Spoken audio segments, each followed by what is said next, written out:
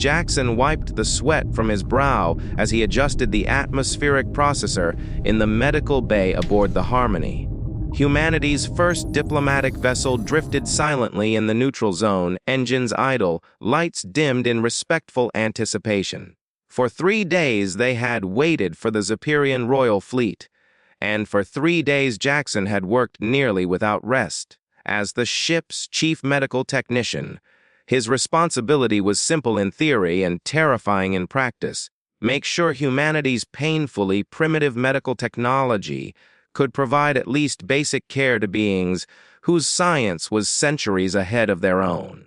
"Jackson, they're here." Lily's voice crackled over the comm. As the ship's xenobiologist, she had lived for this moment. Months of preparation, simulations, and sleepless nights had led to this single encounter. The Zephyrians were humanity's first true contact with a fully advanced alien civilization. What happened next would decide whether Earth joined the galactic community or remained alone among the stars. The docking bay flooded with ethereal blue light as the Zephyrian shuttle connected. Jackson watched through the observation window as the air itself seemed to shimmer. Then they emerged. They were tall, nearly 8 feet, moving with an effortless grace that made gravity look optional. Their translucent skin glowed with flowing bioluminescent patterns that shifted like living art, colors changing with emotion. At their head walked a figure whose bearing alone spoke of authority. Jackson didn't need Lily's whisper to know this was their king. What stopped his breath was not the royalty. It was the one they carried behind him. A smaller Zephyrian lay motionless on a floating medical platform. Even from a distance, Jackson could tell she was dying. Her skin had dulled to a sickly gray, the vibrant patterns that defined her species reduced to faint, flickering traces, like stars at the edge of extinction. "Princess Zarathel," Lily whispered, reading from her data pad. "The youngest daughter. Neurodegenerative condition. Their medical technology, it can't stop it."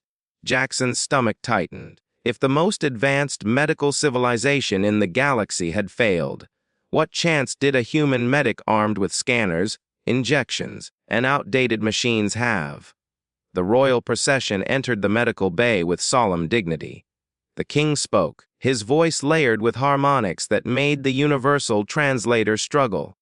"Humans of Earth," the voice resonated, "we come not as conquerors nor as beggars. We come as those who have exhausted every solution. Our daughter is dying. With her loss, our genetic future may fade forever." Jackson stepped forward, forcing his hands to remain steady. "Your Majesty, we will do everything we can. But I must be honest. Our technology is primitive compared to yours." The king's glowing patterns shifted, acceptance, tinged with something else, hope.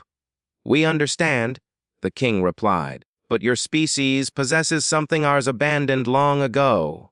Lily frowned. "What is that?" "Instinct," the king said simply, "the ability to heal with more than instruments." Jackson turned to the princess, approaching the platform slowly. Up close, her beauty was almost painful, alien, yet strangely familiar. Her breathing was shallow. The faint patterns across her skin pulsed weakly, uneven, like a failing signal. "The neural pathways are collapsing," Jackson murmured, scanning her with shaking hands. "It's like her nervous system is shutting down piece by piece." He moved to adjust the scanner, and his foot caught on a power cable. Jackson stumbled. Instinctively, he reached out to steady himself. His palm pressed against the princess's forehead. The medical bay erupted in gasps. Princess Zarathel's skin ignited with light. Silver and gold patterns exploded across her body, flowing like living auroras. The gray vanished, replaced by vibrant brilliance. Her chest rose in a deep, steady breath. Her eyes snapped open, irises swirling with radiant color. Jackson yanked his hand back, heart pounding. I'm sorry. I didn't mean to." "Do not move away," the king commanded, his own patterns blazing with awe. "What did you do?" Nothing," Jackson stammered. "I just touched her." The princess slowly sat up, strength returning with every second. She looked at Jackson as if seeing the universe for the first time. The warmth. She whispered, her voice like crystal chimes. I felt such warmth. Lily was already scanning both of them, her hands moving frantically. Jackson, your bioelectric field, it's changed. And Princess Zarathal's neural activity isn't just restored, it's enhanced beyond previous baselines. The king stepped closer, reverence radiating from him. Your species, you are natural healers. Jackson stared at his hands. That's impossible. Humans can't heal people by touch, can't you? The princess asked gently. She swung her legs over the platform, standing with effortless grace. Her patterns pulsed in rhythm with Jackson's heartbeat. You evolved this ability, she said, wonder in her voice. Physical contact, emotional connection. Together, they create bioelectric resonance capable of repairing neural damage at the quantum level. Why didn't our scans detect this? Lily asked. Because, the king answered, it only activates under specific conditions. When the one healed is truly dying, and when the healer acts without conscious intent, pure instinct, pure compassion. Jackson looked around as the entire Zephyrian delegation bowed deeply. This is insane, he whispered. Your records tell another story, Princess Zarathal said softly. Your species shows extraordinary recovery rates when patients receive what you call Amen touch.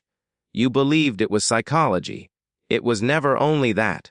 Hours later, as the news spread through both fleets, humanity's role in the galaxy quietly changed. The Zephyrians were not alone. Many advanced species had traded instinct for efficiency, touch for technology. In doing so, they had lost something irreplaceable. We offer humanity full membership in the Galactic Medical Consortium, King Velter announced, not as students, but as teachers. Jackson looked at Lily, who could barely contain her excitement.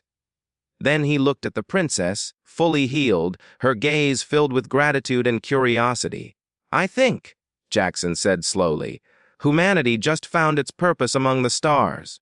As the fleets prepared to travel together toward Earth, Jackson understood the truth at the heart of it all. The most advanced civilizations sometimes needed reminding of the simplest fact. Healing did not begin with machines. It began with compassion, with touch, with being human.